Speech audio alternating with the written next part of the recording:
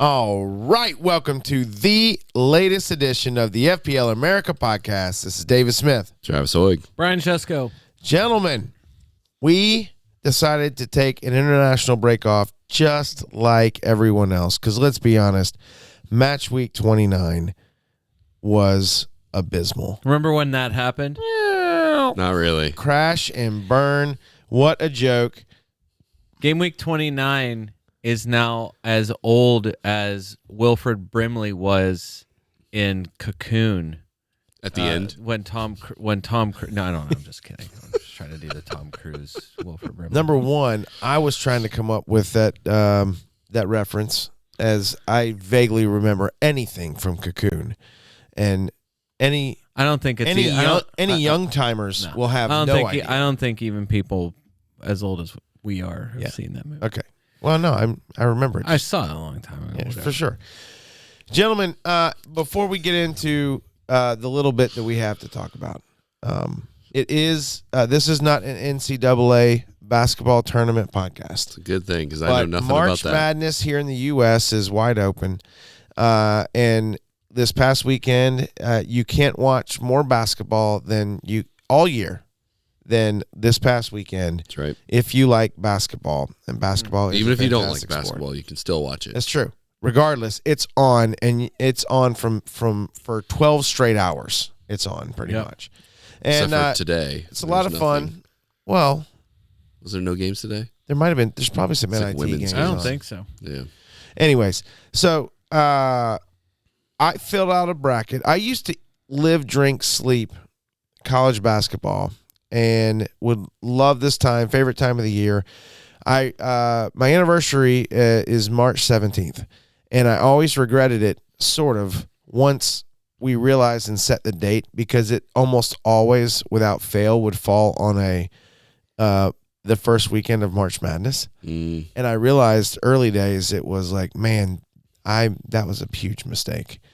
But my interests have changed, and now I get to celebrate international breaks, and it doesn't interfere with my anniversary and all the things. So it was I filled out a bracket. Do people actually like college basketball, or did they just like a huge tournament of games and it's something to... I think tons of people still love college basketball. Really? Yeah, I do. I know you're more of a pro guy. It's fine. Well, sure. No, there's no doubt about it. But I think, yes, and I think the tournament brings a lot of people in, at least for 2 weekends a year, where people actually care a little bit about it because you can know nothing about it and still beat someone who knows a lot about it in a tournament bracket, which is always kind of fun. That is true. Anyways, I filled out a bracket 10 minutes before the deadline, and I've watched almost zero college basketball. But this weekend, I actually watched a lot because I was like, oh, how are my picks going to go? There were some really entertaining games. So that was also, I mean, there was some really, really entertaining games. All that being said, that was way more fun than discussing match week 29. Yeah. We can briefly discuss it, and the only reason why is we dive into it because I want to launch in. You looked at your score. Of course I did. I didn't look at it until tonight. I didn't know that you could get a 6. It's possible. There's no way. I mean, you could go lower. Hold on. But I've got to look at this. There's no way. I mean, there were 2 6s in our mini league. Oh, yeah. It was not good. I assumed I got the lowest score in the You got more group. than 6. You got 14. With the amount 2 of people hits did I get took, 6s. The amount of hits I took, Okay. it's still a 6. It's a 6. Okay. I see where you're going. Well, some people could have gotten a -2 depending on their hits this week. But no, it was a wild week. I ended up somehow with a 28. That's a great score. I free hit, and we'll see. Nice. Now, hold on. We will see. Because I don't know. Only time will tell is if when the people that free hit later, if it will end up paying off. Now, I will tell you my strategy going into it. I early wild carded when my team was abysmal, and I thought I don't think anyone else is wild carding this week. I think it was 21, 22, 23, somewhere around in there. I was 11th in our mini league. And since then, it's just sort of that wild card kind of catapulted me Did I have too many syllables in catapult? I was gonna say something, but then I was waiting for Brian to go ahead and say no, it. correct. Catapult. Correct. No one syllables, says. I think it's No just one your says enunciation. catapult. It's catapult. Right. You It's just It's not Odd. catapult. developed odd some kind of enunciation. regional dialect. Yeah. It's always fun to enunciate differently. It catapulted me to first place, which is crazy because that's not a place I'm used to in the mini league. So I Yeah. somehow have hung on to it. Anyways, my theory was at the time, I'm gonna do it, even though I know other people might not be doing it, and I'm just gonna push my problems down the road. Yeah. And with my free hit, I was like, I was only going to have like 3 or 4 players going. And I'm like, I'm just going to push my problems down the road. So my attitude this year, for the most part, has been, I'm just going to push my problems down the road. Now, one That's reason. my attitude all the time. I hear you. In the past, I have not played that way. And I've always been a saver of chips. And I always end up finding myself, I'm trying to save my chips, and then I need them to hit so I can catch somebody or launch myself into a position in the league, and it never works. I This can year- never, ever catch up from when I'm behind. Proactive Dave. So I don't Look at know. this. So I don't know what it is. Turning over a new leaf over here. No. If anything, I'm trying to learn from this. I need to look back, watch this time next year, and just I'll send you a link. understand. Hey, push it down the road. Push your problems down the road. Use the chips when it feels right, and don't try to nail that huge, massive 200-point week that could happen, because it might not happen. And so, anyways, that's just kind of been my strategy. At the moment, it's kind of worked out. You're right, Brian. 28 seems like a massive This score. is the most crazy poetic week. possible year for you to be doing this. because, I mean, honestly. because what? But Well, why? it's because Arsenal. Oh, well, Just because Arsenal, first place Arsenal. Right, that's what I'm The saying. air's thin up there. It's wicked then. I just can't believe that this is all happening at the same time. So I that's hear why- you. No, I hear you. I mean, this is the best underdog story of of our recent memory in real life football. Rudy. Yeah, It's so true. So And true. so a Listen, huge underdog story in the podcast and mini league. Yep. So this is I'm well, all for it. I am holding on by the hair of my chinny chin chin to the to this lead, and hopefully we'll see how long that Well, continues. Dave, I am curious because now that we have some clarity about the end of the season, I am curious to know what your real strategy is going into game weeks where you're free hit and no wild card is not. So I would say not I already as feel common. pretty good about my team. Okay. My other thought was this: if I'm gonna take a hit, it was in those weeks where I probably should, I need to wild card, but all right, maybe I should wild card, or I could take hits. I was at that spot, and I decided to do a massive wild card, and just figured if I'm gonna have to take hits, push it down the road, man. Yeah. We'll just push it down the road and take the hits wherever we have to. And hopefully maybe we don't because of injuries and oftentimes, and what I've seen in the past, I will have saved a chip. Someone else I'm trying to catch hasn't. And I only have on my free hit or whatever, I only have one more double match week person than they do. And then it's well, that seemed lame. Yeah. Because most of the big hitters, I already have a pretty decent squad at the moment. I mean, Right. I have, my current lineup going into this week. Have I changed it around? No. Well, yeah. No. Yeah.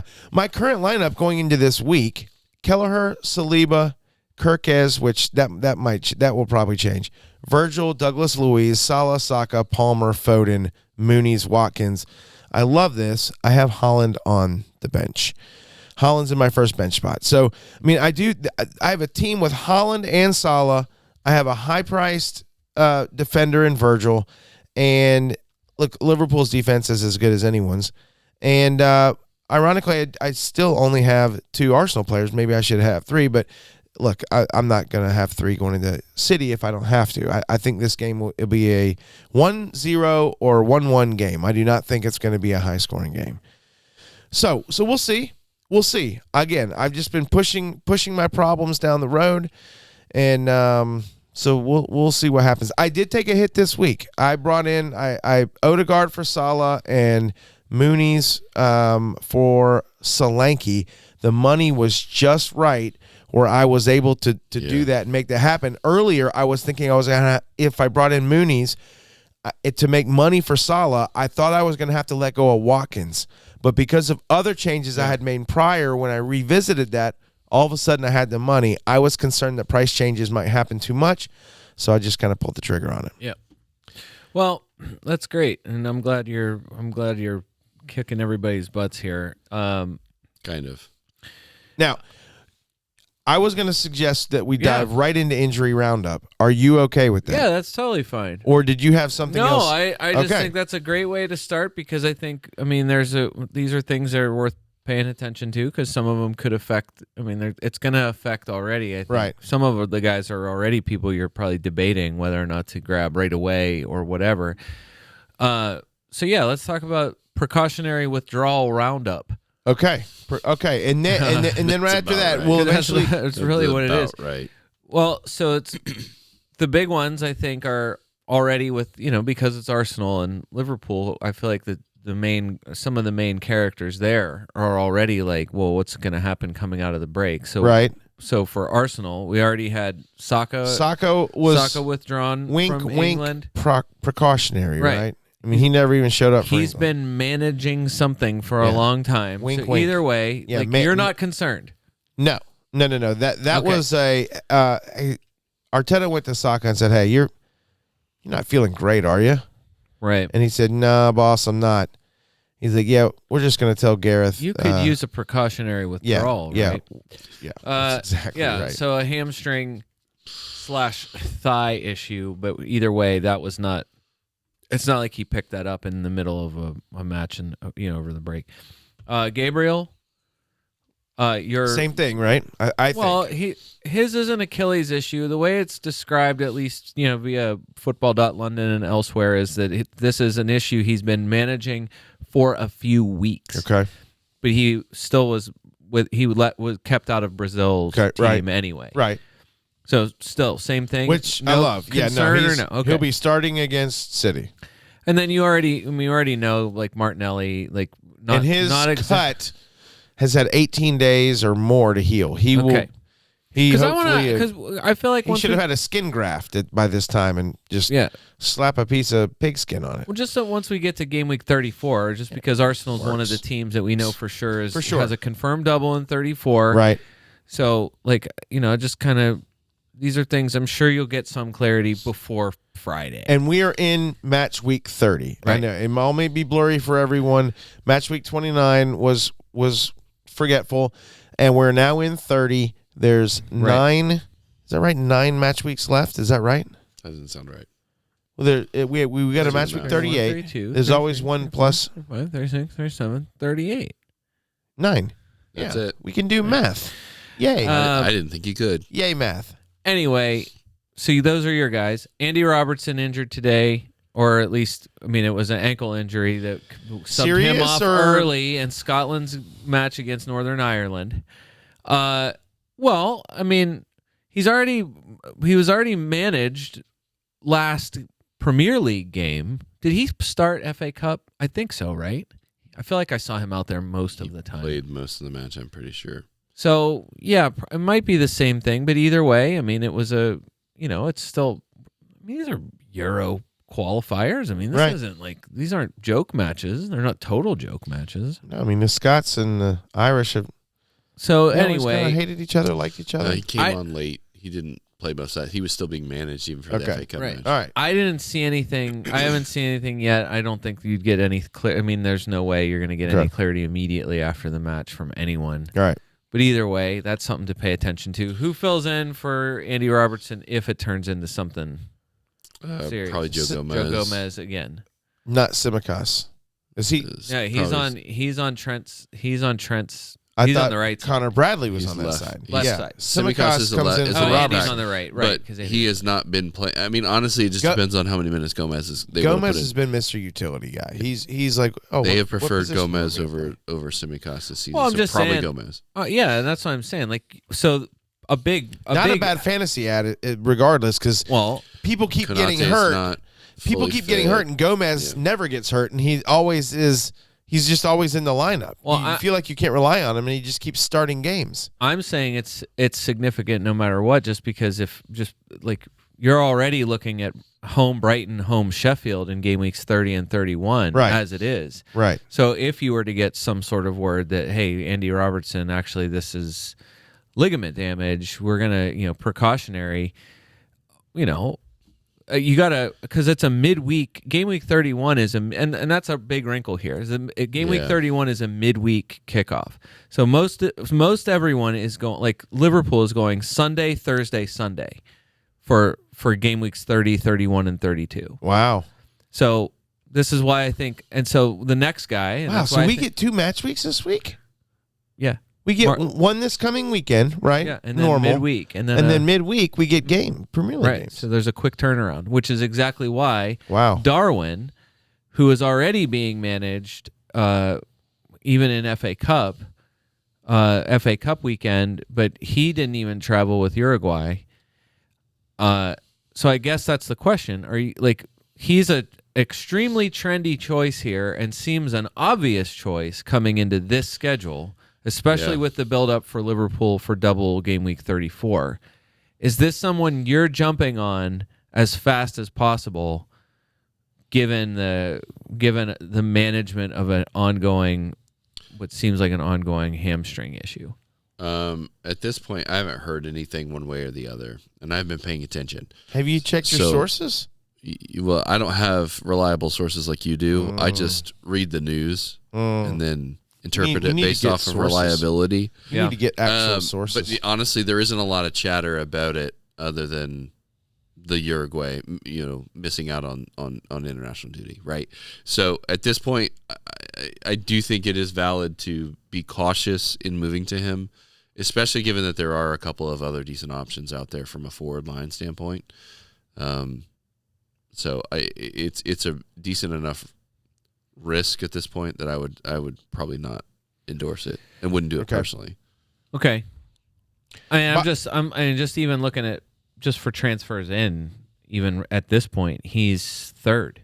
So for forwards, he's third most transferred if he's in. Hurt, he's not that far behind. Honestly, he's not that far behind Haaland for second most transferred. If he's hurt and he's carrying something, I get the sense that they will likely rest him and let it recover.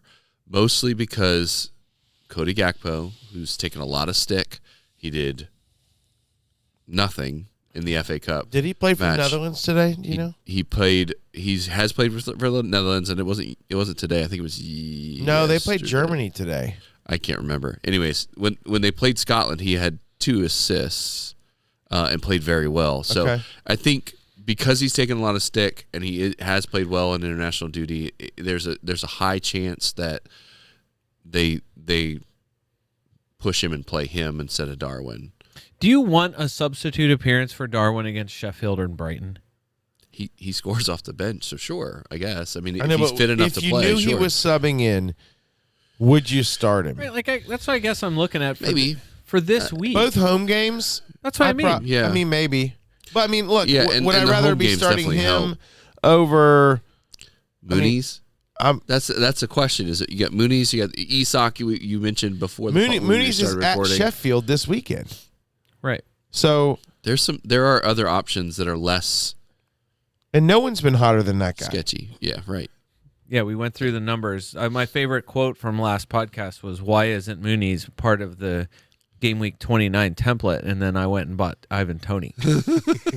Oh no, Mooney's is single-handedly how I got to a 28. He's the difference between he hits you, he gets you average just by himself. Can you call your brother and see if he's bringing him in? Because if he is, then it's over. It's a great question. I could easily find that out. No, That's We why just I guess need to know if we need to move to him or not. Right. If he's cursed now. like depending on what you're doing. So like for me, like I felt okay after 29 was over. Or, I looked through the team. I'm like, oh, I'll just set my lineup, whatever.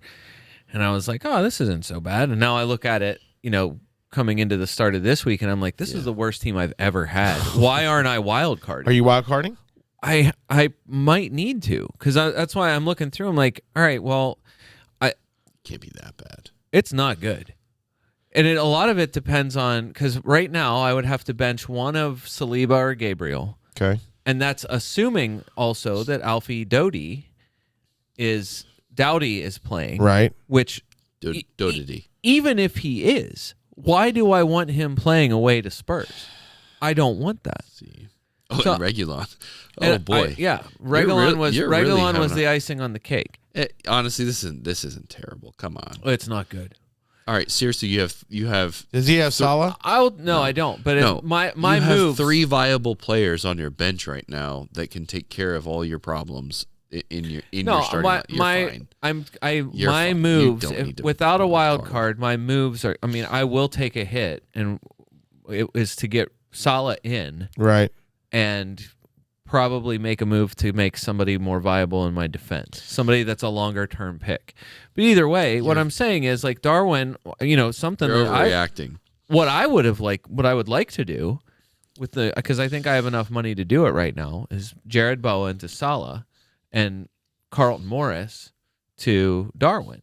Because that's, Oh, wow. I mean, that's But those aren't your problems. Your problems are right. your My defenders are problems. bad. Right. I'm saying I could get rid of on a wild card. I could get rid of probably 2/3 of my team. I got you. So I guess that's what I'm saying. And Darwin is the guy that if you're to at me that is spot, then you need to pull the trigger. But I'm saying like Darwin is that's fair. Honestly, saying it that way, that's probably. I'm saying true. looking ahead, I think Manchester City overall has a better rest of season schedule than Liverpool, but Liverpool's is right there on paper. I think the on paper matchups are they're both better than Arsenal's. They're all about the same. I'm pretty sure Arsenal has to go to Old Trafford, to Stamford. Well, they play Chelsea at home, and then they have to go to Old Trafford, and they have to go to the new White Hart Lane. Right, Hotspur Stadium. Yeah, Liverpool has to go to both. Right. No, that's the thing. We have Tottenham at home. Right after we have to go to after City play you guys, Trafford. They still have Aston Villa. They have to go to Tottenham. So there's 2 where you're like, well, that's not tougher matchups. That's not great, but there's nothing in there where you're like, oh man, they are just gonna struggle. They got a purple Liverpool patch after right. Villa. Hold on. Exactly. I want to bring something up about Liverpool's schedule. Match week 34, you mentioned it, is a Liverpool double where they play Fulham and Everton. Can I say this? Well, they play both games away. You want to play the Mighty Cottagers right now at the Craven Cottage? Well, no, I in want to 4 weeks. Right, I know. That's what I'm saying. We'll get to We'll that see. with game week 34. But and then I'm saying a lot of this is planning ahead, where you're like, all right, well, is Andy Robertson going to be out there, or is Joe Gomez going to be out there? Already, there's questions about whether or not Allison is fit. Like, I don't think there's anything that says he's coming back anytime soon. End of the month, so he should be back by then. Kelleher's going to get a few more starts, right? Same with Connor Bradley. Because Trent is still weeks. Do we say was in a weeks? I thought there was last an week, aggravation expected back currently on the website April 7th. Right. I don't expect him to be. That sounds That's like it so feels early. like 3 weeks away. So that's why I'm saying, like, then 2 you weeks factor in, like, okay, well, Andy Robertson, whatever. Salah's fine, probably. Like, he didn't try, he didn't go to Egypt. That's whatever. Right. But I think the Darwin one is that's the one. Like, I can't. There's a few guys that are just the buzzy. Like, everyone is adding them to their draft of whatever the rest of the season schedule is going to be. They're finding some way. Like, he's going to be in every team in game week 34 unless his leg is broken. You know what I'm saying? Yeah. No, I hear you. And the schedule for Liverpool is so good until game week 34. Again, like, at least on paper. Right. So that's why I'm saying the quick turnaround, a Sunday, Tuesday, Sunday, or whatever it is for Liverpool, like that's why I'm asking if Darwin is that kind of concern where you're like, no, do not bring him in unless you get some sort of like, you see him in training, and then Klopp's like, no, he's actually fine. I think they will risk him at some stage, but I just don't know if it's going to be yet. It depends on how bad it is. Right. The issue is you also have Jota coming through. Sure. In the next couple of weeks as well. Oh. So that spices things up. So April 7th. He's got officially the same date as and they've said Trump. maybe a week after the international break was the most recent quote. So and he is out and about. There's been plenty of footage of him moving freely and working out. So I think he's closer than most. And I think that is going to be a key factor into whether or not they risk Darwin. All right. Yeah. City, Brian. Just that. Well, already you had Holland right away. Video in the footage international of break, Holland in Norway training, in discomfort, getting a knock. Right. Something happened. Something didn't feel good on video. Wasn't fake. It's been downplayed ever since. It was downplayed within hours after that happened. You know who knows the real story? Martin Odegaard. Oh, true. As he was in training with him. Right. So watch what Odegaard does with his transfers. I can't let that out. You can't call him after you just transferred him out. No, I told him I was going to transfer him out. He actually suggested it. The other one is Kyle Walker for City. That's what I wanted to discuss. He was ruled out of England versus Belgium. I saw that. Well, he pulled out of the match against Brazil. Did you see that? I did not. I did. I saw that. Pulled up lame. Yeah. A little bit after he blasted Harry Maguire in the back after a goal-saving sprint to pull the ball off the line. Mm-hmm. And then he blasted off of Maguire's back and then grabbed his hamstring. And I thought for sure he was just like playing it up because he had a missed kick, but something wasn't right. He tried to continue and couldn't really run. Went over to the side, tried to talk him into letting him go back out there, and then he was on for like a minute. And then he said, something's not right with him. The question is, how long is it going to take for him to be able to come I don't back? think you're doing anything with a Manchester City defender anyway. No, I just want to know. He would have been the only one, though, right? Like he's been when you were ready to declare him the one guy that's steady enough to go to, the trustworthy guy, that's when he started getting benched. I just wonder what that does FPL overall. Wise. Right. I just wonder overall what that That's does fair. to City's defense. It's not somebody you are necessarily going to go get. No, but City's defense for the rest of City's defense, what Walker saves them so much with his speed still. Right. And now who's coming in? Who's coming in his Guardiola. place? Yeah, I mean they could. Because he's whoever it is, they're not as fast as Walker. No. And you're going to be chasing Saka or Martinelli. Right. This could be. We could get your score prediction of 2-1 this time, Dave. I hope so. I can. Edison's not back, correct? Did I predict Arsenal win in this match? You did. Oh boy. You did. The other guy, I think he's not back. So what do you make of this? Okay, so then one of the other big, I think, wild card game week 30 or kind of pre-planning rest of season squad darlings is Alexander Isak. Okay. He's not on my radar. He's currently 5th most transferred in for forward. Which is weird. He's just made of glass. Like, right. You bring him in for a week and then you... He says he feels fresh and healthy. He started three games in a row. Well, he started three games in a row. Also said that his fitness and availability. This is Ben Dinnery shared multiple quotes of him, and he talked about his recovery with whatever this groin issue is that he's got. But he said himself, Isak said, his fitness and availability hasn't been helped by the team situation and the number of games and the spacing of games. They're just struggling. that many times he said, I come back from injury and I have to play 3 games in a week, sometimes 90 minutes, and that's not optimal. Go back to wherever league you were in. I heard he was being linked with Arsenal. So of course, yeah, right. he got rested this international break. He was. Just kidding. He played 90 minutes versus Albania yesterday for Sweden. He's Swedish? Which I'm sure he was a World Cup darling. This was probably my same reaction last time I heard this, and I just forgot it. He's got the Swedish mustache. I guess what I'm saying is gosh.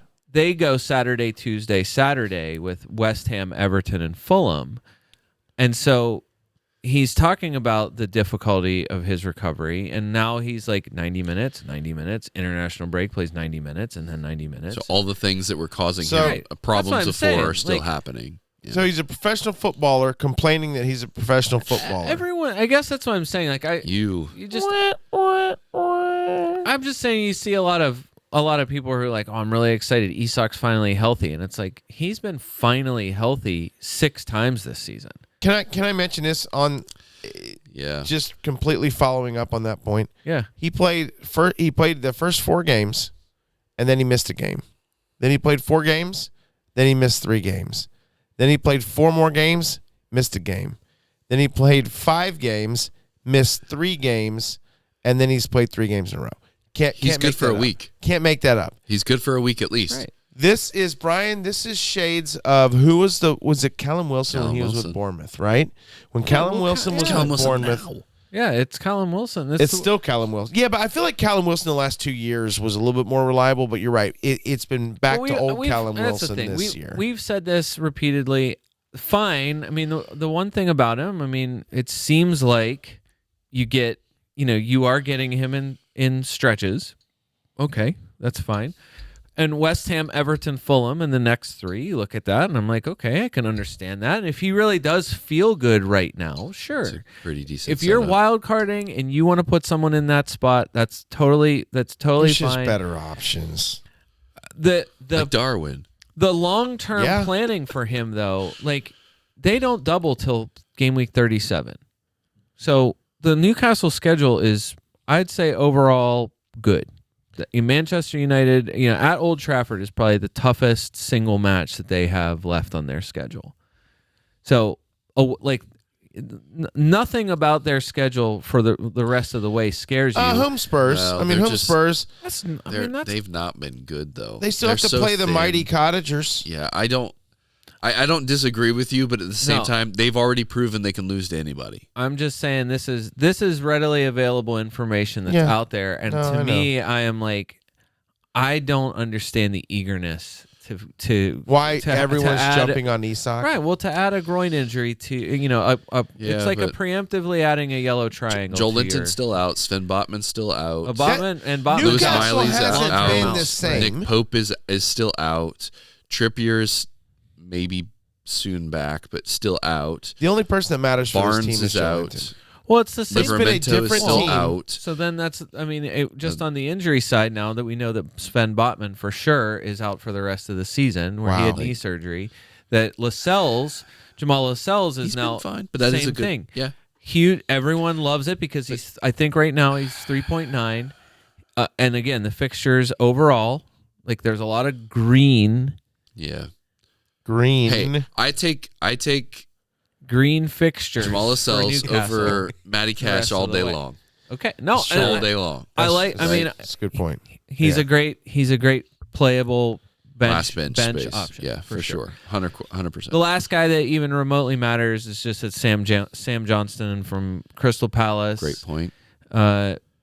Seeing a specialist about an elbow injury. There are paper reports out there using doomsday headlines like might be lost for the season. His arm. Just saying that his elbow loses. Oh, okay. His arm might be lost for the season. It's just wow. Hey, he'll come back stronger. Bionic. That's serious. I'm like, I guess it only matters because you might consider Dean Henderson if Dean Henderson is in fact the one who definitely comes in to replace him. Because of price. Dean Henderson had his own injury issues prior to this, so Dean Henderson is 4.4. Yeah. You might consider a Crystal Palace goalkeeper in their double in game week 34 because they're home to West Ham, home to Newcastle. So maybe you want to throw one of those guys in there on that week. I'm just saying, it's still Crystal Palace goalkeeper. So Palace just hasn't had many clean sheets this year. No, not a ton. But just that's it. That's your precautionary withdrawal roundup. No there Spurs, are other guys, no Chelsea. There are other guys that you have. I mean, yeah, there are just people that you just need to that were already injured. Okay, but I'm saying these are all injuries that have happened over the international break. Over the international break that have happened, reported in international matches. Like there are other guys we've already known about. So you got called up, but you pulled out for injury, didn't you? For international duty? I felt like it was best to just do my rehab at home. Yeah, I got you. No, that's good. Yeah. It's fine. They didn't need you. They beat Mexico, so. Well, so let's do this. That was great. It was a good win. Yeah. Moving into planning, which I want to briefly talk about that. Yeah. We don't do anything briefly. I want to run through. It's fair. I want to run through the teams currently scheduled to double in 34. Yep. And then double in 37. But really, I just want to focus on 34 and then maybe also talk a little chip strategy. I want to come back to game week 30 and just say the names. We do that at the very end because that's I agree. Let's do a planning bit first. Okay. So again, for somebody who doesn't have free hit or wild card, someone who's going to lose, right? No.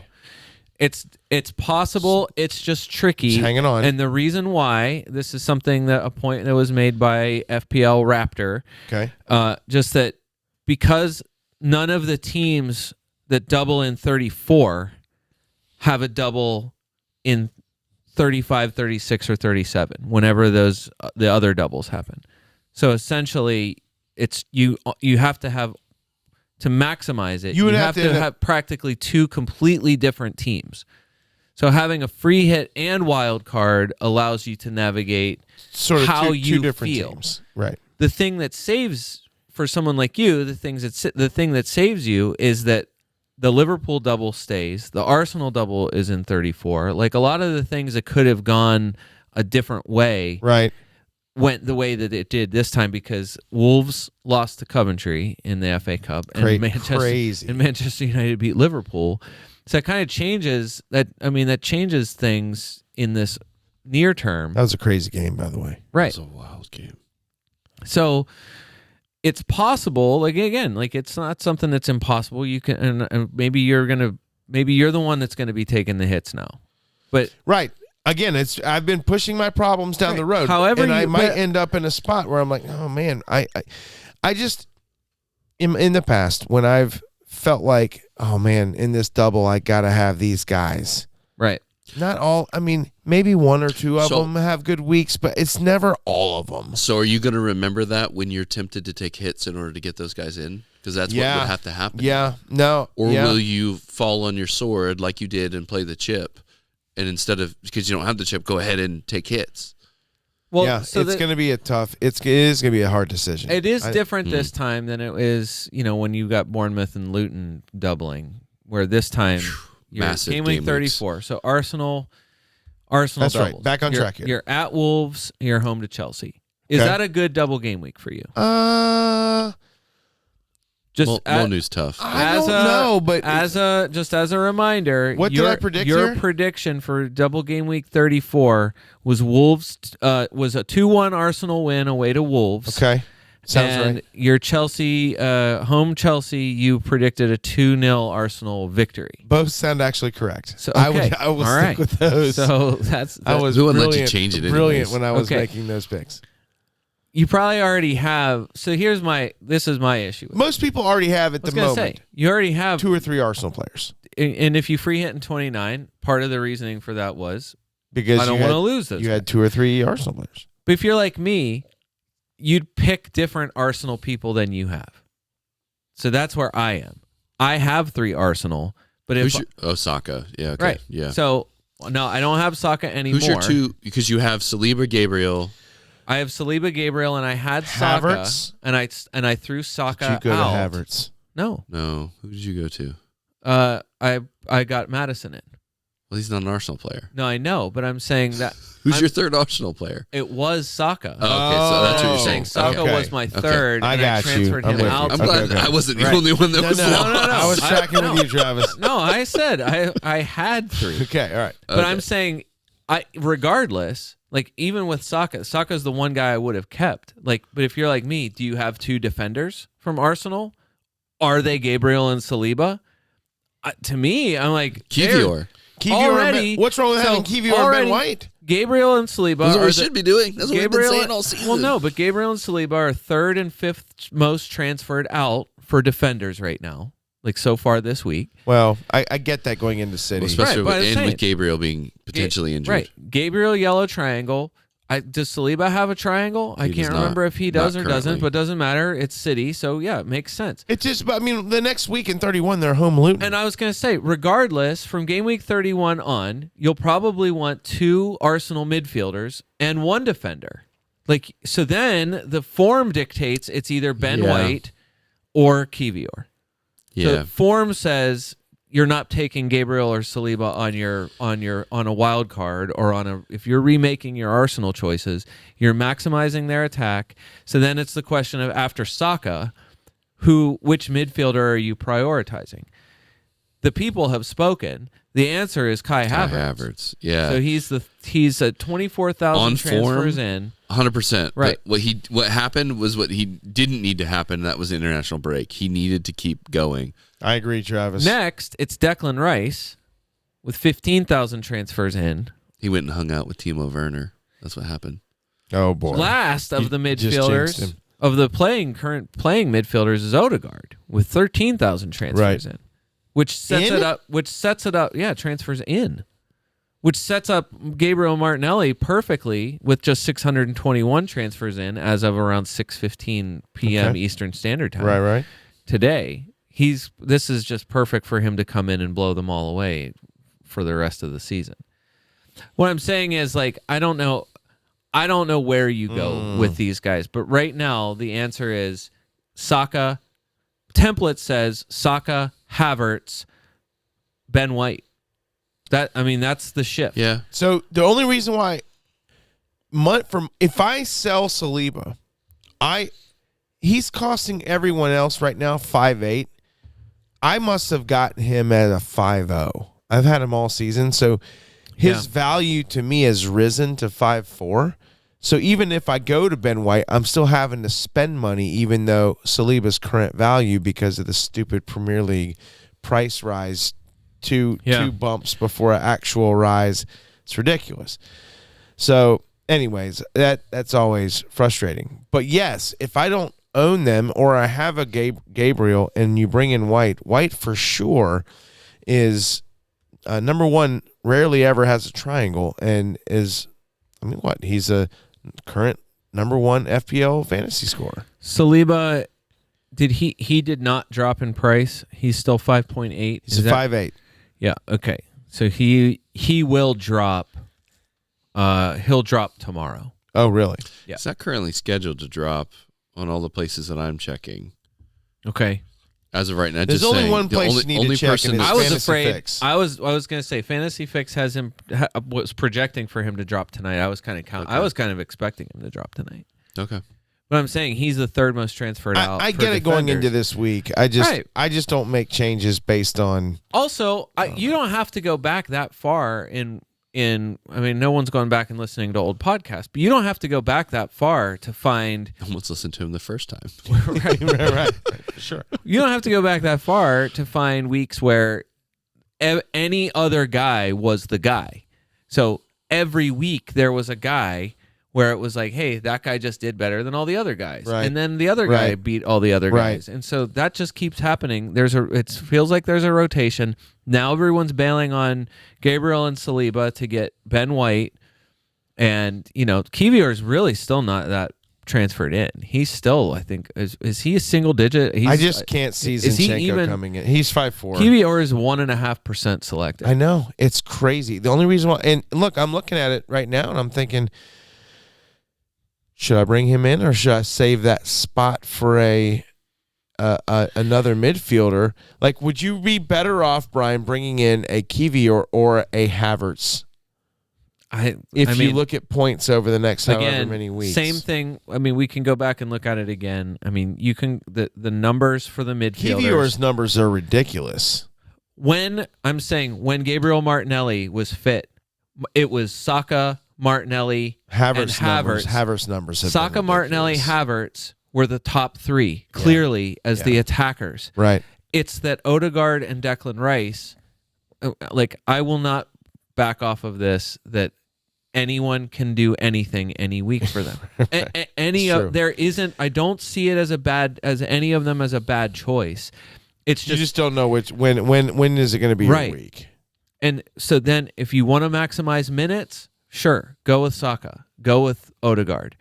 It's probably Declan Rice for minutes. It's probably Declan Rice, Saka, Odegaard, Havertz, or Havertz, Odegaard, and Martinelli. Martinelli's clearly the fifth for minutes because Martinelli is so routinely subbed before 70 minutes. Correct. But he's got so many weeks where he was the guy. Yeah. He's still capable of doing that. Yeah. So that's why I'm saying the minutes are and there's any week you could get an early sub for a weird early sub for Odegaard. You can get a weird early sub for Saka. Declan Rice is the one guy that's not coming out of there, and I think maybe Kai Havertz is he next? Well, so Havertz. Who's Havertz? I like that. That's I like Kai it. Havertz. No, He's it's good. Havertz. That's good. Havertz can Arsenal love or Arsenal? My lord, what? Too late in the night. Arteta. That's what I'm trying to say. Yep. Yeah. Thank you, Travis. Arteta loves Havertz because he can play him in multiple positions. So he can sub someone else in and just move Havertz to a different position and still get what he wants. That's one of the benefits that I guess Arteta saw when no one else was really seeing it is this guy I could play in three or four different positions on the pitch. And he's done that this year. Yeah. And I think that's why, to your point, good chances Havertz is probably staying in. Yeah.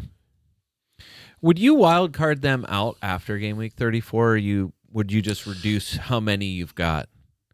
What you mean? Why would you want them gone? I guess. So just it's at I'm just Spurs, saying, home Bournemouth, at United, home Everton. I'm just saying, like, after game week 30. So already, if you don't have them, Nothing wrong They're with top of the league. Why would you run away from fixtures? you're not thrilled about having the defenders at Manchester City anyway this week. Okay, so there's no.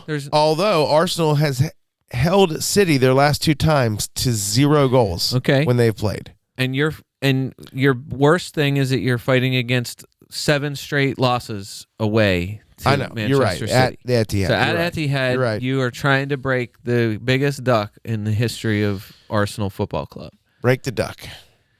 So, but I'm saying, so City, there's no rush.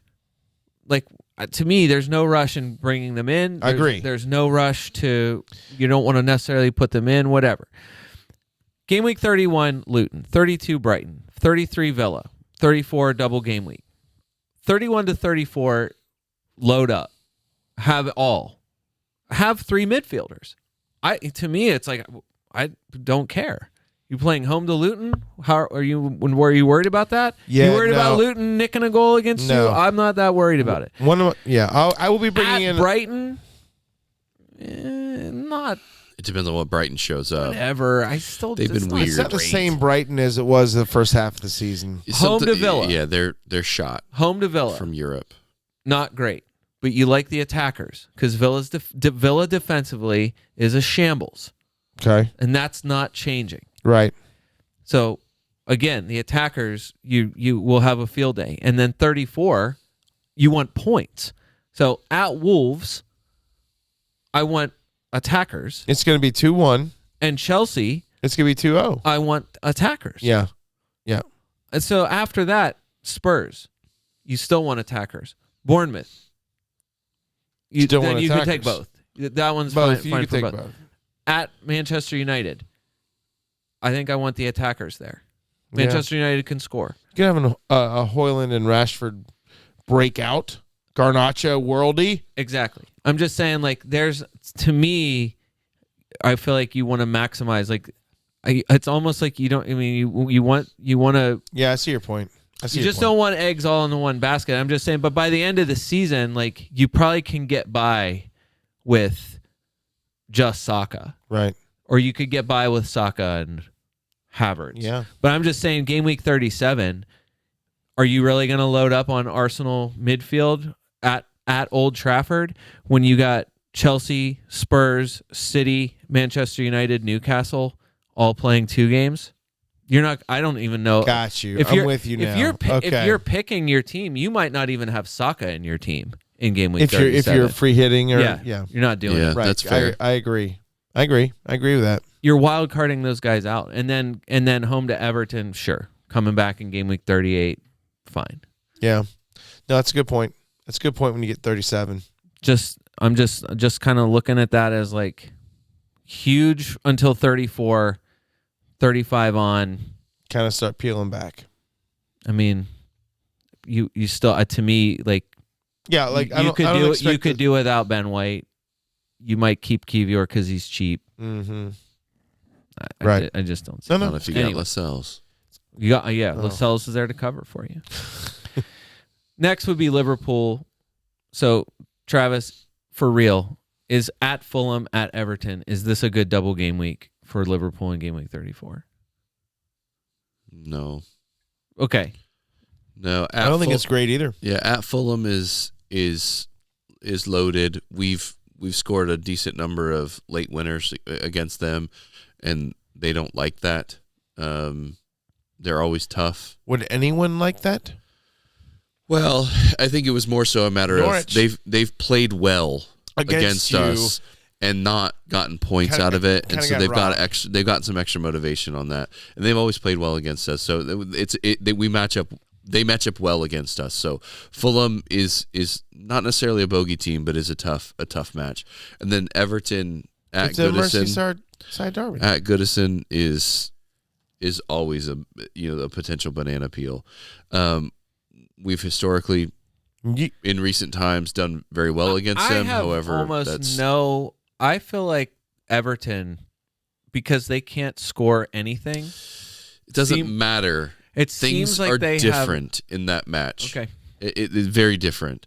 There's so much, so many nerves, so many. I just feel atmospheric, crazy things happen. Not necessarily like crazy goals, crazy moments in matches every single time they play. There's likely to be a red card, more likely to be a red card in that match than just about any match anywhere. Yeah. So it's just, it's not a great set of matchups. I'm speaking specifically for like results, right? From a Liverpool asset standpoint, defensively, I don't feel great about it. We're likely to concede in both those matches. Offensively, it's just a matter of figuring out who. Salah is fixture proof. Yeah. Even in those things, it's fine. Agreed. But beyond him, I don't know that there's anybody else. And that's why I'm like, as much as I'd say I would just arguably second, maybe third best schedule for the remainder of the season, fine. But nearly certainly the best schedule on paper through game week 34. So home Brighton, home Sheffield, at Manchester United. To me, I mean, again, retribution should be on hand. I would rather win this one than the last one. I want to win them both, but having lost that one, I think there's extra motivation. Right, Manchester United got the win that they really, really wanted. The league is way less important to them than it is to Liverpool. So that is even if it's at Manchester United, it's advantage Liverpool in my mind. Home Crystal Palace. It was for the FA Cup too, though. Home Crystal Palace. Didn't matter. Whatever. And then John Stone less Crystal Palace. And then double game week Fulham Everton. So like, and that's a Crystal Palace coming off of Manchester City. Is there the week, getting beat up? Is there a team that could look more different between now and game week 34 than Liverpool? Just the number of people who would come back. Yeah. I mean. The problem is what's happened. That's where I was going to go. All season, the second they get someone back, someone else gets hurt. That's what I mean. They're just so jinxed with injuries throughout the whole entire season. Robertson, TBD. Right. Maybe fine. Whatever. But it's something. Right. Yeah. Allison and Trent. Close, yeah. Soon. Jota. That's the best we can Jota, say. Soon. maybe. Jota, soonish. Less soon than those other guys. Darwin, fine, but maybe Ish. not, depending on how they use him. 3 matches in quick turnaround upcoming. What's your level of soon? What's what I mean? I guess that's what I'm saying. Like, what's the other than Salah, who's eager to bring Luis Diaz into their team? No one. Are you? Are you? He's not translating anything to goals. So his performances have been great, but he's not scoring goals. I reached real far. You have Kelleher in your team. His hand showed up on your camera. You have Kelleher in your team. Freaking me Are out you? over Would here. you ever advise anyone to get him now? If you you're don't, buying right now, are you buying Quavine? Kelleher? Yes. I honestly, he's been very good. You made a statement about having Virgil on your team. I mean, I maybe, yeah. I mean, at least for another couple weeks. Okay. I mean, I mean, if you have but- Johnstone, sure. If you're bailing on Johnston, who has been owned a decent amount because he's been up there. Right. Because he I'm had to make saying, so many saves. Well, I'm saying, I guess you look at it and you're like, it doesn't matter. You play the fixtures however you want, but the fact is that Leno and Onana are your top 2 scoring goalkeepers for this that season. is That's what I'm saying. So what? So what? Who's back there? Because Areola saved a penalty a few weeks ago and had the top score of the week because he saved a penalty that no one in the world thought that's not possible. goalkeepers this year have been It's have been stupid. so dumb. So I guess that's why the planning for Liverpool to me, this week, great. Salah, who's not going to captain Salah if they have Salah in their team this week? Are you? Is that your captain? I don't know. I haven't. How not is I guess what I'm saying. Currently, it's on Cole Palmer. That's obviously because I haven't changed it post free hit. Why not? No. Why not Muniz? It's- You have Muniz in your team, Oh man, so why not the hottest player in all of England against the worst the world. against the worst team in the league by a You're million right. miles? well, because he seems to be an every other week guy. So what? Maybe I'm not giving him fair play.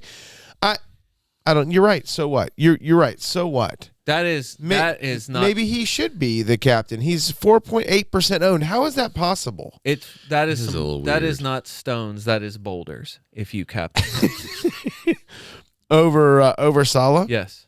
Salah hasn't looked good. Hasn't had a good performance since I don't know, Newcastle in match week 20. You have him. I would do it.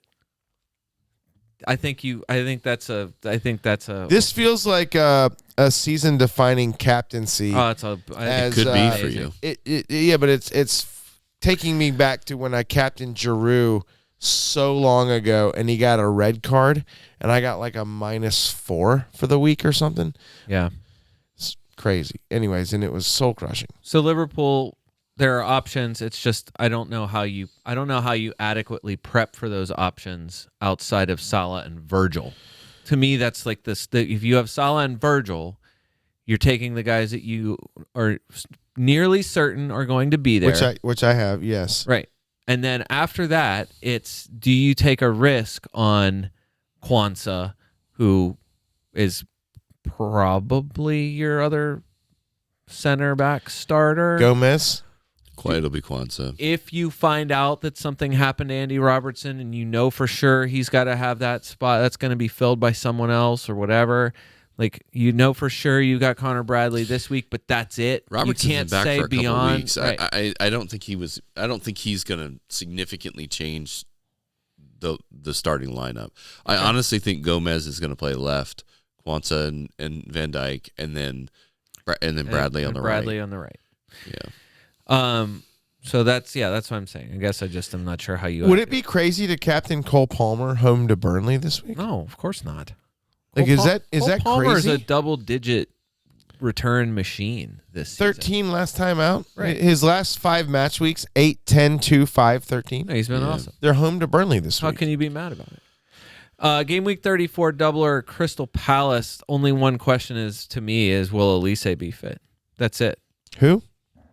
Michael Elise. The guy that we want to be better than he is, and or healthier. Healthier. Just than healthier. he is. That's all we want you him need to be is him healthier than he is. He's possibly back this weekend at Nottingham Forest. Okay, well, good for him. I hope so. I know he's one of those guys. What about Eze though? Well, Eze is, to me, I think in game week 34, you're finding a way to put Eze in your team. Like, Okay. to me, it's bold. He He hasn't showed it this season. Eze? Yes, he has. I don't think he's been relevant. So this is season. Elise. I don't think based off of what they have said about Elise that they're going to take a risk on him. He's working on what? At minimum, they're not going injuries to. Well, they're definitely not going to start him and play him long minutes. So I'm saying they will ease him back in if he's fit enough to play. They're going to get him minutes, but they are not going to overwork him. They cannot. Just don't forget that between game week 17 and 22, Michael Elise scored 55 points. And that includes not playing a second against Arsenal in game week 21. 1-1-2-9-2-14. Wouldn't have mattered if he did. He would have got So he a had 0. 2 returns in those matches. You said You said 17 to 22? yeah. Game week 17. Eze? No, Michael No, Elise. Elise. Oh, Elise. I'm looking at Eze. And Eze my face. getting any kind of return, he's the one guy who can. So that's why I'm saying if they're both available, They are absolutely 100% a different team if they're both available. right, And you're saying in 34 they got home West. They got 2 home games. right, home West Ham, home Newcastle. Neither one of those defenses scare me. Neither one scares you at all. So maybe you're trying to find a way to maybe a defender. Maybe you're looking at Chris Richards. I know I've heard that name just because he's 3'9". No, he's American. We're not going with him. No Americans. That's right. Okay. No Anti-American no Americans. podcast. No American Premier Leaguers for sure. Not until Unless they're wearing Pulisic comes a back. Queens of the Stone Age Yeah. T-shirt. Yeah. Well, And then that's different. If somebody takes off if they take off their kit and they're wearing a Queens of the Stone Age shirt underneath, Done deal. then they're in my team permanently. done deal. I don't know that you like defensively they can, Okay. but I just don't know how I don't think you're prioritizing that. No. Bournemouth doubles. I don't even have a One Slanky question. anymore. Now that you've seen how low Bournemouth can go, will you even have Solanke in your team? I don't know. I currently don't. Will you in 34? I don't know if he's worth going to. At Villa. I feel like he's at a Wolves. flame that's kind of dying. He got blown out of the water in double game week 28 by his own teammate. Yeah. So part of that is his own fault. It could have gone differently oh my gosh! for him. We're talking about the slip on the Yes. pen. Yeah. But I'm saying, all right. So here's do you want maybe this is a bet for you guys because I don't want to do this. Villa has What I'm saying is Villa has Lille in the Conference League on the 18th, and then they have Bournemouth on the 21st. So it's a Thursday, Sunday. Oh, Villa has. they could be tired. Yeah. They could be tired. But what I was going to say is, will a Bournemouth forward outscore the single game week forwards who have good matchups that week? Holland plays traveling. Holland plays at Brighton. Okay. Hoyland home to Sheffield. Ooh, I like that. Isak, assuming fitness, is is at Crystal Palace. Okay. Ollie Watkins plays home to Bournemouth. Ivan Toney's at Luton. So maybe Toney or Wissa, depending on how you want to, but Toney. And then Muniz home against Liverpool. He's going to score a brace. He very well might. But what I'm saying is like Holland and Hoyland both have First of all, it's Holland. Second of all, Hoyland is home against the worst team in the league. Mm-hmm. So you're already on the double game week. Like you're already going to have. You're putting Darwin in there. You like money no object or whatever. If transfers are no object, you're putting Darwin in a double game week for Liverpool. You just are. And so there's one of your forwards. Then Probably. you've got double Arsenal, double Liverpool, probably. Yeah. I just don't think, like, you see a big ceiling here for Solanke? Everyone's talking about having Solanke in their team in game week 34, and I'm like, for what? How? Why? How can you fit Solanke in your team when you got to find room for Cameron Archer? He's doubling against Burnley and United. I don't know. Well played. Again, it's a double. Yeah. Just saying. All right. So, what do you feel like you're going to do? I know that's about Calvert-Lewin. 3 calendar weeks away. It's Calvert-Lewin. What do you Nottingham Forest, What do you Liverpool. think Yeah, you're going I'm to going way off template. What do you think your strikers, your 3 strikers might be? Beto. Okay, Beto for sure. Yeah. Mateta. Tom Davies, who either doesn't play for them anymore. Either Mateta or Edouard. Edouard. Yeah, one of those guys. Ooh, or maybe an IU.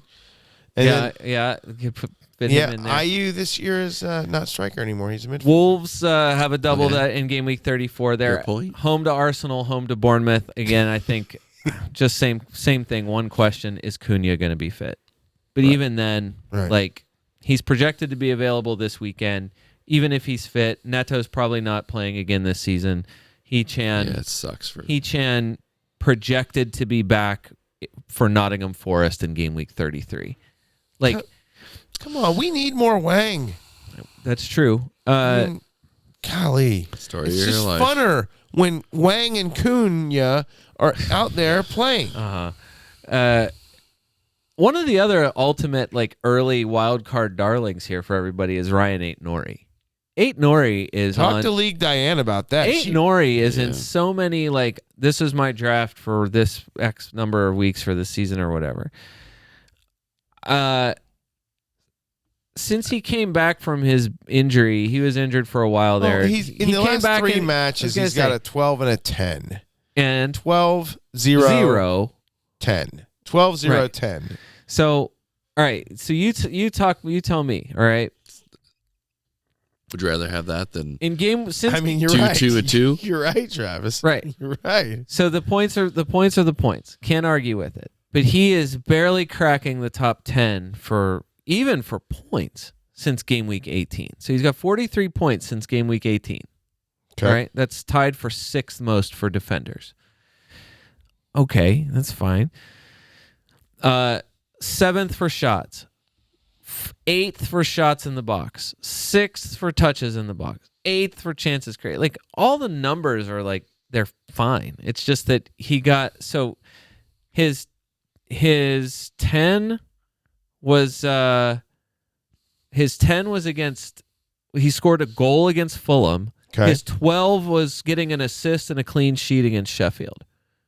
Okay. So it's a 2-1. They won 2-1 against Fulham, which I don't think anyone was expecting that result.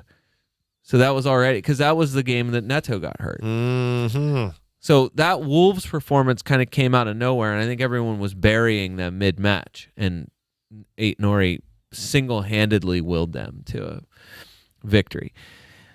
So but this is what I'm saying. This is the rest of their. So this week they're away to Aston Villa. Are you thrilled about playing a Wolves defender at Aston Villa? Not after international break. No. It's not good. No. Then they go Burnley, West Ham, Nottingham Forest in game weeks 31 to 33. So at Burnley, home West Ham, at Nottingham Forest. That's not bad. But Forest is going to score on them. I was going to say, it's kind of good. At Burnley, okay. They've scored goals against people you did not expect. It's not like Wolves are some juggernaut. They are absolutely not some defensive juggernaut. They're a perfectly middling defense. They still have Craig Dawson, right? I think so. He's hurt, I think. No, he's playing for another team, right? They're home to West Ham. That's not good. How's that good? This is good defensively for them. I think you're mistaken. That's a green matchup. Oh, is it colored green? Is it a green bar? A green matchup. Oh, then it is good. And then at Nottingham Forest. Right. How's that good? When is that? How has that been good? It's probably It's fine. okay. It's okay. Exactly. It's fine. They're double. Yeah. Home Arsenal. Not good. Home Bournemouth. Good. Objectively bad. like objectively bad for defenders is what I'm saying. Okay. I got Like, you. Do you see what I'm saying? Yeah. Then they're home to Luton in game week 35. That's a huge shrug. I have no idea. Whatever. I would think that'd be a good match. Yeah, I don't know about that. So not to pile on, but five of their next 7 are green matchups, and 3 of those are Burnley, Nottingham Forest, Luton. Like that's not a like we have said many times on here that those are good matchups, right. Regardless of if it's home or away. You are targeting, yes, you are targeting the bottom of the league. I'm just saying, like we've said, like Luton scores goals.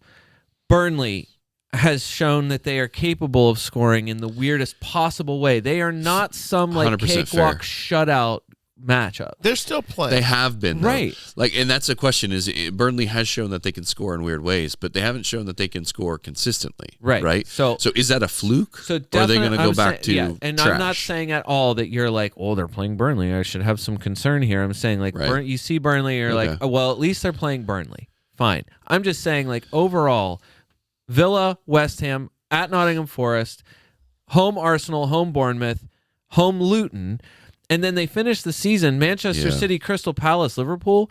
Like, yeah, that's not great. I don't care what eye test anyone from the Wolves defense is passing. Like, I don't know, man. There's like a handful of matches in there where you're like, yeah, I'll throw them out there for that one. But the double game week, yeah, you're gonna throw a Wolves defender out there for Arsenal and Bournemouth? No. To do what? Like, you're going to go with... Nori might get something against Bournemouth. Maybe.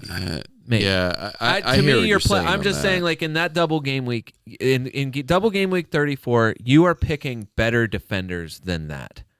Okay. That's a good point. I agree. I think. I agree. Okay. I agree completely. You guys can you can say it's George stupid. Baldock. No. I'm Come on down. No. I'm going with the Tarkowski-Mikolenko double up. Okay.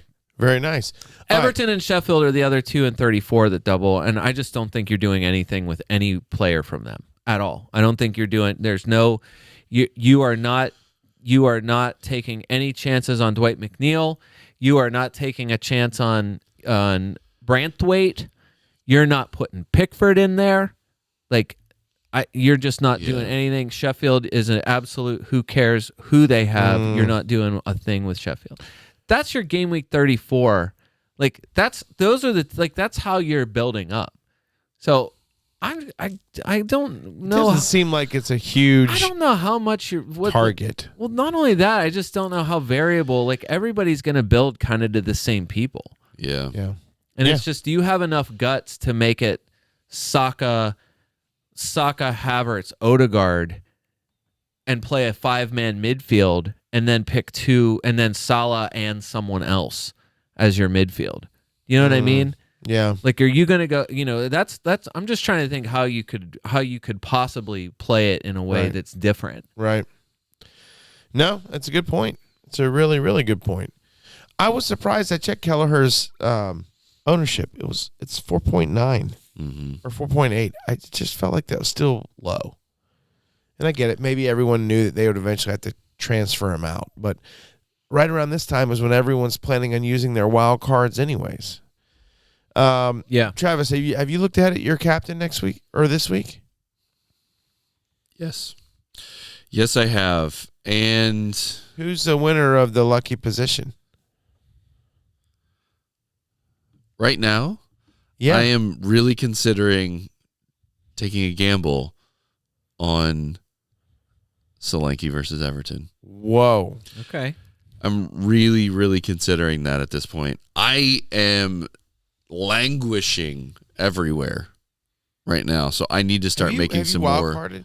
No, I still have my wild card. I still have my triple captain. Then? I still have my free. My team is not bad. Like, I'm just trying.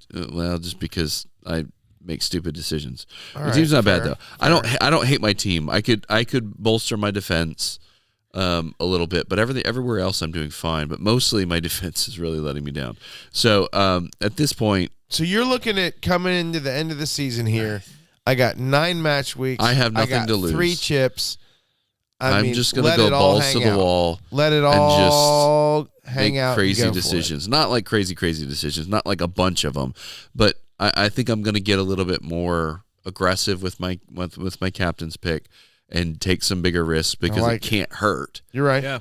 And so I'm looking for differential matchups. It could hurt in the most hilarious way, and it won't matter because I'm gonna lose no matter what.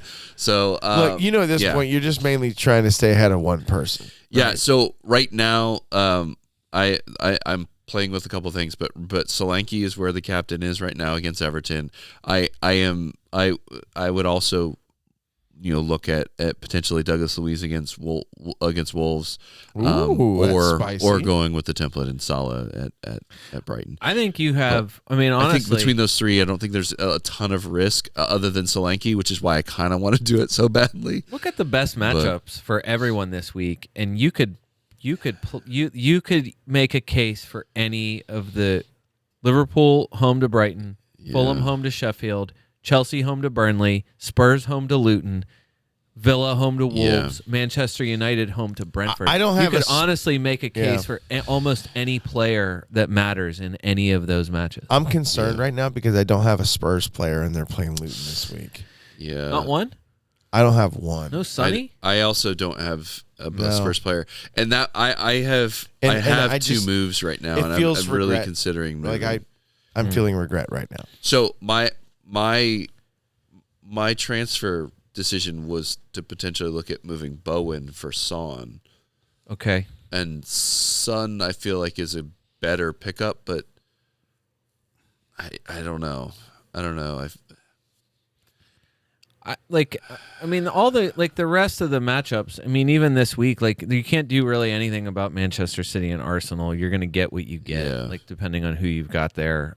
I don't know. offensively, same thing. You got 2 managers who are absolutely going to go for it. So I think that late riser rule of big matches they're not read for attackers. Yeah. So to me, there should be goals in it. It's just a question of how they happen. Last time they played Holland, he had 9 touches in the game. Right. So yeah, and he struggled against teams that against Liverpool. Well, yeah. So I'm like, I just don't know. I don't feel like Holland's an automatic start this week. I think I'm going to be crazy and actually. Well, no, and I'm not doing anything about it. I've thought about that actually too. But you probably avoid. I don't know. I don't. Do you really? Bournemouth and Everton. Bournemouth, at least they get the home game, but they've been weird at home. Yeah. All right. So.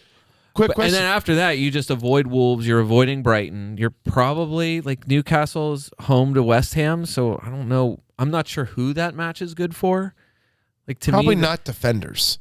Right. I think that attacking wise, that game's gonna be 2-2. Both should be fine. Well, it's the same thing. You should be okay with whoever you've got in there. Well, and that's where I was looking at benching Holland because I want to play Anthony Gordon at home to West Ham. I don't hate it. I want to, but I would probably have to. I would have to either bench Solanke if I don't captain him. But I'm really feeling like that's a decent play because so many people are moving on from him. And then what's the reaction for Manchester? What if I double down? What's the reaction for Manchester United after such a huge win?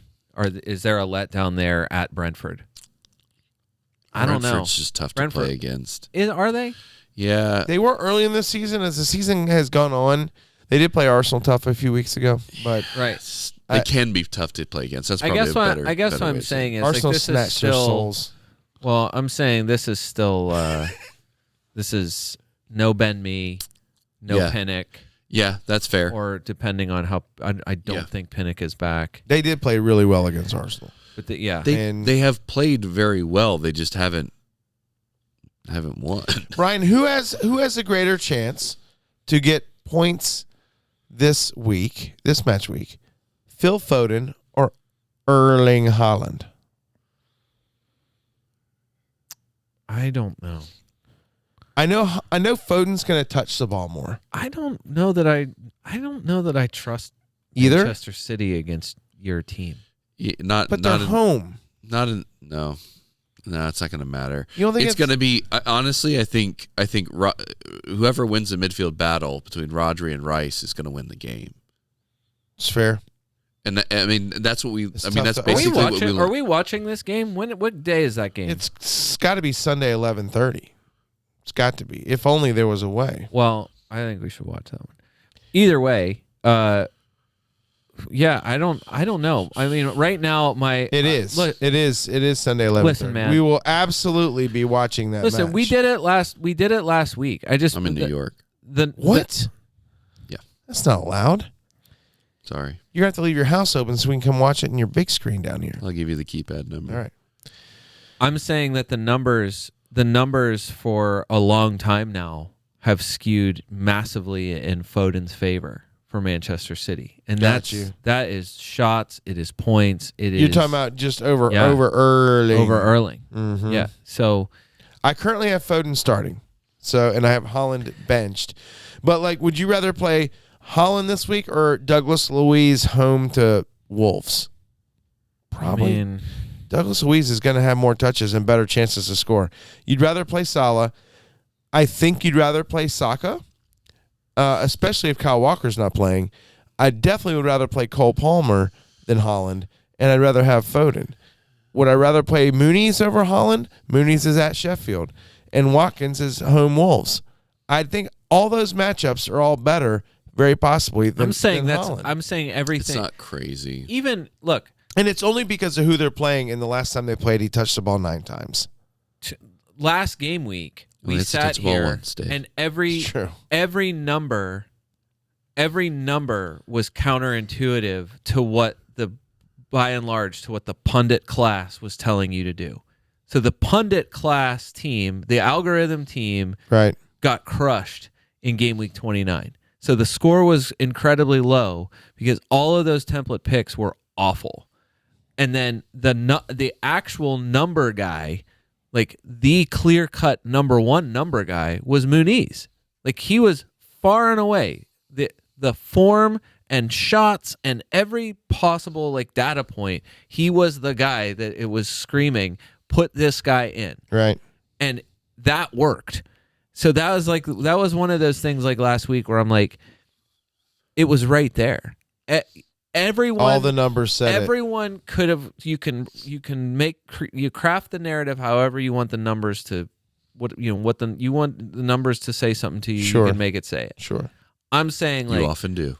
Right. Oh yeah. But I'm saying like going into last week, it was the fear was it's Tottenham, and Tottenham feels like the more threatening team. Yeah. Fulham is the less.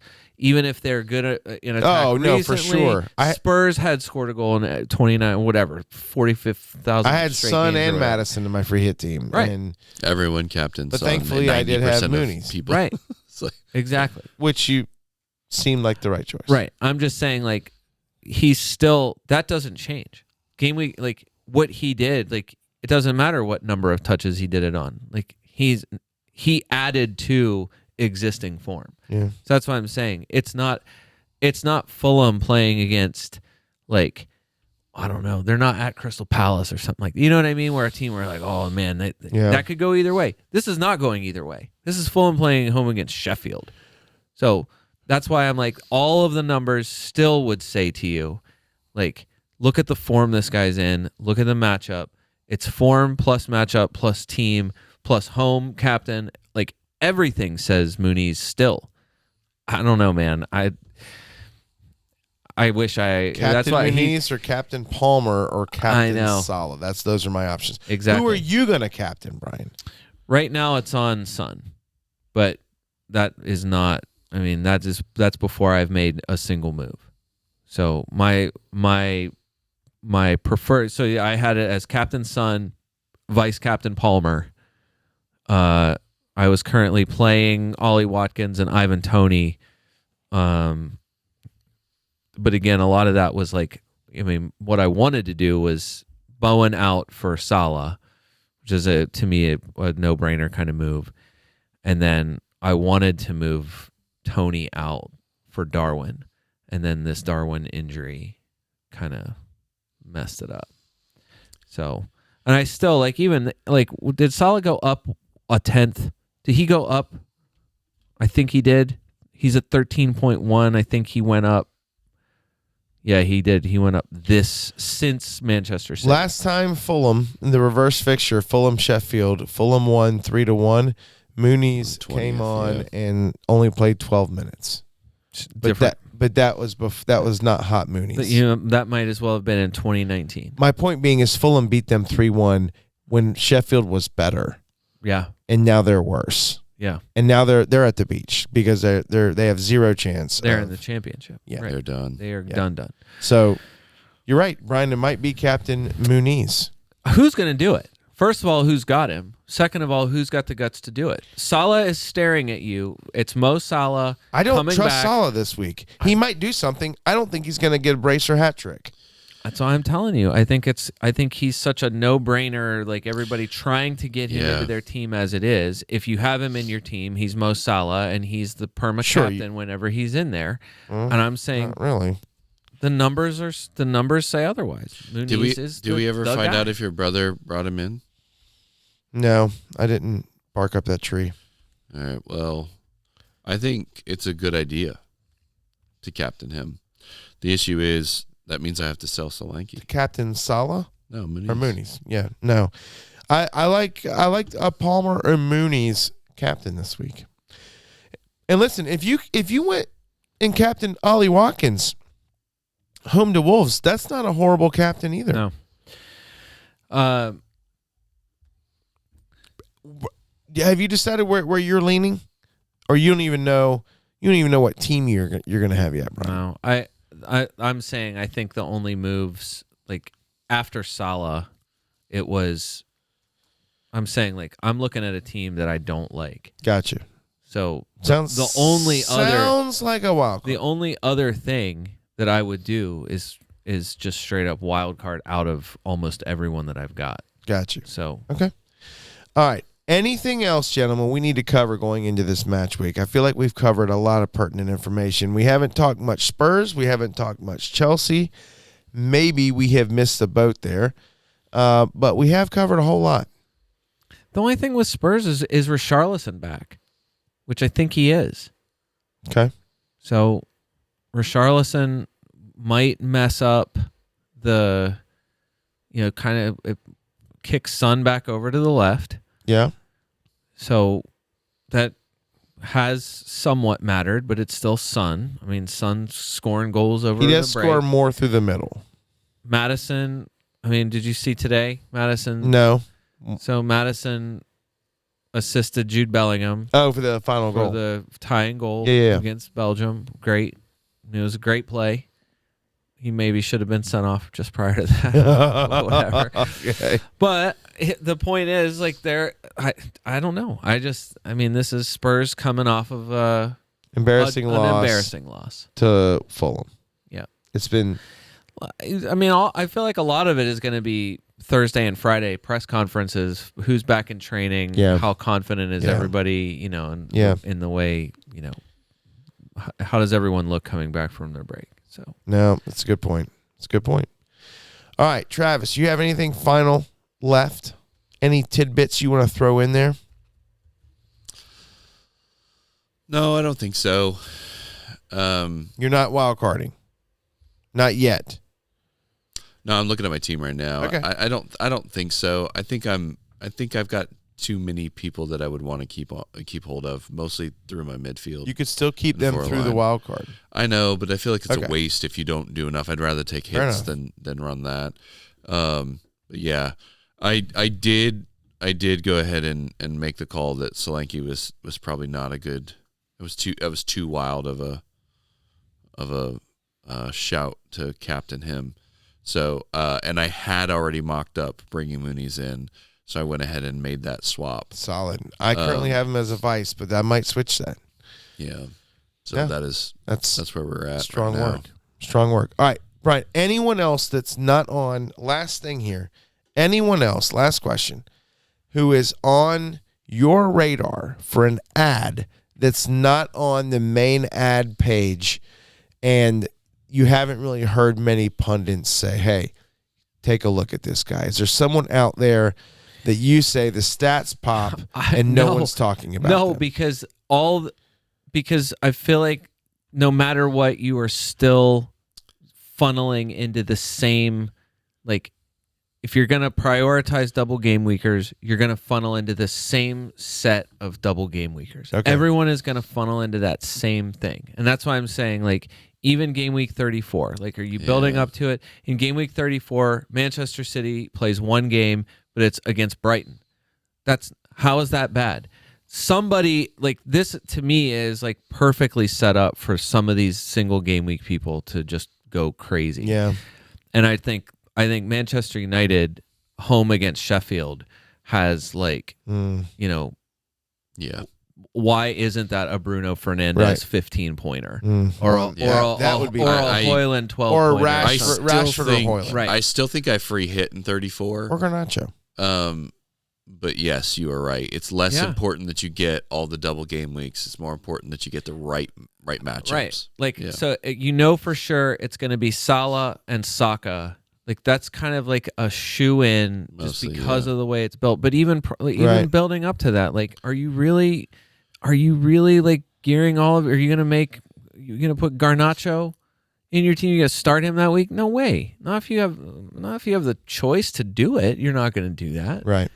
So that's why I'm just saying, like, to me, like, the way this season has gone, it's, you've had so few opportunities to kind of go off script, and now, like, the way this season is ending, it's still just driving you to this. Everyone is driving to the same spots, and I just don't know how, like, you can make a little bit of headway by just picking some of the non-popular. Well, which is what we learned mostly from game week, match week 29, right? Like, that is a huge takeaway. It's not just because you're picking a template doesn't mean you're going to do anything good. Yeah. And taking a chance every now and again is a good idea. My last little tidbit: Garnacho is currently a 9.1% owned. That percentage surprised me, but he might be the new Cole Palmer. Where Cole Palmer early in the season, because of his price, was like, oh man, like, he's 5-0. Everyone kind of went to him and owned him. Garnacho's form seems to be coming on recently, and so we'll see. I don't know. He might be a guy if you need to make up some money coming down the stretch. Definitely down the stretch after 33 or after 32. Bournemouth, Sheffield, Burnley, Crystal Palace. Right. I mean, come on. That's what I'm saying. Garnacho might be. I'd keep him on your radar. Yeah, I mean, honestly, especially maybe this week it's okay. Chelsea, Liverpool in game weeks 31, 32. Like, the next 3 weeks for Manchester United, I don't know. It's not like the super high ceiling maybe for some of those matches, but they should still be fine. What, next time United Liverpool play, it won't be 4-3? I can't imagine it would be. It was a fantastic game. It was one of the Same best thing games. with Chelsea. It was one of the best games I've ever seen. It was painful, but it was a fun I get it. But after game week 33, you're going to load up. You'll load up on Manchester United. Right. But I just think you have a lot of that. Like, Spurs for the next 4 weeks, fantastic. We already talked about that. Game week 34, the fact that Spurs blank in the double game week is wild. Yeah, that is wild. So that changes a lot, I think. They become an easy sell, and I think everyone's going to do the same thing. We already ran through the numbers last week. Where you look at it after game week 34, and you're like, ooh, Arsenal, Liverpool, Chelsea, Burnley, Manchester City, and then you realize, like, 2 of those game weeks are doubles. Yeah. Like, somewhere in there, they're doubling twice. Or, like Ben Crellin said, possibly Chelsea and Spurs could get bumped to game week 37. That would be crazy. So all of it goes out the window again. You're going to go right back. If they double in 36 and 37, it doesn't matter that they have Liverpool, Chelsea, and Manchester City as 3 of those 4 matchups. It doesn't matter how glowing red they are on the thing. You're going to put 2 of them in your team. Yeah. You're going to put Son and Madison or Son and Richarlison in your team because you'll want 2 of them. Timo Werner. So I'm going straight back to Werner. But I just think that's it. Just feels like right now there's like very little. the best, like we've gotten to the place where the best teams have very clearly the best matchups, and it's just kind of how do you sort through them and what can you do to make your team free hit, wild card, whatever you have left, that changes your strategy. And I don't know. It's going to be I don't know how fun this end is going to be. It's going to be super fun. Super fun. All right. Super fun watching Update. Dave and Arsenal cry. Very possibly. I will cry And maybe blue for ribbons myself. on the blue ribbons on the trophy. Oh, man. Let's hope not. Look, update for the FPL America Podcast League. League Bow, Sun Sail Away, currently ranked in the top 54,000, if I looked at that correctly earlier, is having a fantastic year. He is in first place. Surprisingly, I am in second, and that will probably will never happen again. This will probably be the highest I'll ever be in our fantasy podcast league. I'm currently there, tied. Okay, tied. I don't know why it has me ahead of 28 League game Shen, week. Rockabye Angel. We are tied on 1748. And then League Max, Liver of Grealish in fourth.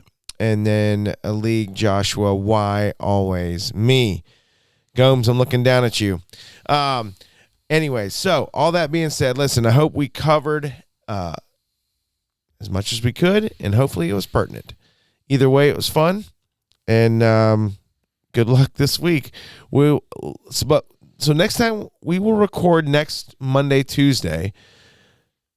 I guess it'll be one of those weird weeks where we're about to butt straight into a whole match 31, week. and you won't hear us again until 33 is ready. That's exactly right. It's going to be weird, but for FPL purposes, it'll be a lot of fun. All that being said, for the FPL America podcast, this is David Smith. Until next time.